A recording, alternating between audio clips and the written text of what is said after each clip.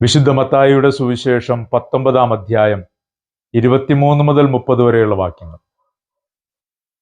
ധനികനായ ഒരു യുവാവ് നിത്യജീവന്റെ മാർഗമന്വേഷിച്ച് വന്ന് യേശുനാഥനെ കേട്ടതിന് ശേഷം നിരാശനായി മടങ്ങിപ്പോകുന്നത് കണ്ട് യേശുനാഥൻ പറയുന്ന കാര്യമാണ് ധനികർ സ്വർഗരാജ്യത്തിൽ പ്രവേശിക്കുക ഏറെ വിഷമം പിടിച്ച കാര്യമാണ്.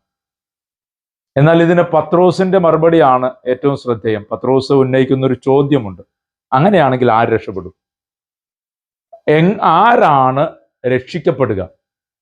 അതെല്ലാ കാലത്തും ഏറെ ശ്രദ്ധേയമായ ഒരു ചിന്താഗതി തന്നെയാണ്. നമ്മുടെ ഓരോരുത്തരുടെയും ജീവിതത്തിൽ നിന്ന് പ്രതീക്ഷിക്കുന്ന പരിശുദ്ധി, സ്വർഗം സ്വന്തമാക്കാൻ പോകുന്ന പരിശുദ്ധിയെ പറ്റി യേശുനാഥൻ പഠിപ്പിക്കുമ്പോൾ പറയുന്നത്, പിതാവ് പരിശുദ്ധനായിരിക്കുന്നത് പോലെ, പിതാവ് പൂർണ്ണനായിരിക്കുന്നത് പോലെ നിങ്ങളും പരിപൂർണരാകുവനെന്നാണ്. അപ്പോൾ ഈ ഭൂമിയിൽ ജീവിക്കുന്ന ഒരു വിശ്വാസിയുടെ ജീവിതത്തിന് നൽകപ്പെടുന്ന മാനദണ്ഡം പിതാവായ ദൈവത്തിൻ്റെ പൂർണ്ണത തന്നെയാണ്. പൂർണ്ണതയിലേക്ക് വളരാൻ കഴിയുക, പരിപൂർണതയുള്ള മനുഷ്യനായി മാറാൻ കഴിയുക, അതാണ് യേശുനാഥൻ നമ്മുടെ മുന്നിലേക്ക് വയ്ക്കുന്നത്. പൗലോസ് അപ്പോസ്തലൻ തൻ്റെ ജീവിതം മുഴുവനും സുവിശേഷത്തിന് വേണ്ടി മാറ്റിവെച്ച മനുഷ്യനാണ്. ഒത്തിരിയേറെ ത്യാഗം സഹിച്ച വിവിധ സ്ഥലങ്ങളിൽ സുവിശേഷവുമായി ഓടിയ മനുഷ്യൻ.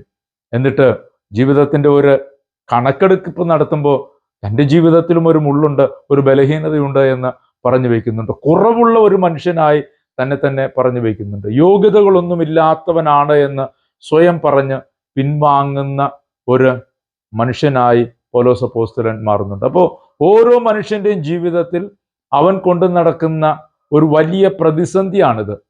എങ്ങനെയാണ് ഒരുവൻ ദൈവത്തിനിണങ്ങുന്നവനായി മാറുക? എങ്ങനെയാണ് ഒരുവന് നിത്യജീവൻ സ്വന്തമാക്കാനായിട്ട് കഴിയുക? ആരാണ് രക്ഷിക്കപ്പെടുക? ഈ ഭൂമിയിലെ നമ്മുടെ ഓരോരുത്തരുടെയും ചെയ്തികളെ വിലയിരുത്തിക്കൊണ്ട് ദൈവം നമുക്ക് താങ്കളുടെ പ്രവൃത്തികൾക്ക് അനുസൃതമായ പ്രതിഫലമെന്ന് പറയുന്ന കാര്യം, അത് ഏറെ കൃത്യതയോടും കൂടി കണിശത്തോടും കൂടെ ദൈവം പ്രവർത്തിച്ചാൽ ആരാണ് രക്ഷപ്പെടുക? ഇതാണ് ആ ചോദ്യത്തിൽ നമുക്ക് കുറെ കൂടി ആഴത്തിലേക്ക് നടക്കുമ്പോൾ മനസ്സിലാകുന്നത്.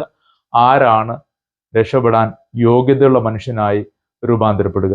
അതിന് ക്രിസ്തുനാഥൻ നൽകുന്ന മറുപടി, അത് ദൈവത്തിന് മാത്രം സാധ്യമായ ഒരു കാര്യമാണ്. മനുഷ്യന്റെ കണക്കുകൂട്ടലുകൾ, മനുഷ്യന്റെ ചിന്തകൾ അതൊരിടത്തും എത്തുന്നതല്ല. കൃത്യതയോടുകൂടി ഒന്നിനെയും മനുഷ്യന് നിത്യതയുമായി ബന്ധപ്പെട്ട് വിലയിരുത്താൻ കഴിയില്ല. അതുകൊണ്ട് ദൈവത്തിൻ്റെ കരുണയ്ക്ക് നമ്മെ തന്നെ വിട്ടുകൊടുക്കാനല്ലാതെ മറ്റൊന്നിനും നിർവാഹമില്ല. ഈ ഭൂമിയിലെ നമ്മുടെ ഏറ്റവും വലിയ പ്രാർത്ഥനയും ഈ ഭൂമിയിൽ നാം കൊണ്ടു നടക്കേണ്ട ഏറ്റവും വലിയ നന്മയും ഇത് തന്നെയാണ്. ദൈവത്തിന് നമ്മെ തന്നെ പരിപൂർണമായും വിട്ടുകൊടുത്തുകൊണ്ടൊരു യാത്ര നടത്താനായിട്ട് കഴിയുക. അവിടത്തേക്ക് എല്ലാം സാധ്യമാണ്. നിന്റെ കണക്കുകൂട്ടലുകൾക്ക്, നിന്റെ ജീവിതത്തിൻ്റെ ചിന്തകൾക്ക്, നിന്റെ മാനദണ്ഡങ്ങൾക്ക് അതീതമാണ് ദൈവത്തിൻ്റെ ചിന്തയും ദൈവം മുന്നിലേക്ക് വയ്ക്കുന്ന കാര്യങ്ങളും എന്നുള്ള ഒരു ബോധ്യമുണ്ടാവുക. അതുകൊണ്ട് നിന്നെ കൊണ്ട് എന്താകുന്നു, നിന്നെ കൊണ്ട് എത്രമാത്രം ഈ പൂർണ്ണതയിലേക്ക് വളരാൻ കഴിയുന്നു, ആ പരിശ്രമം തുടരുക തന്നെ ചെയ്യുക. ദൈവത്തിന് നമ്മെ തന്നെ വിട്ടുകൊടുക്കുകയും ചെയ്യുക.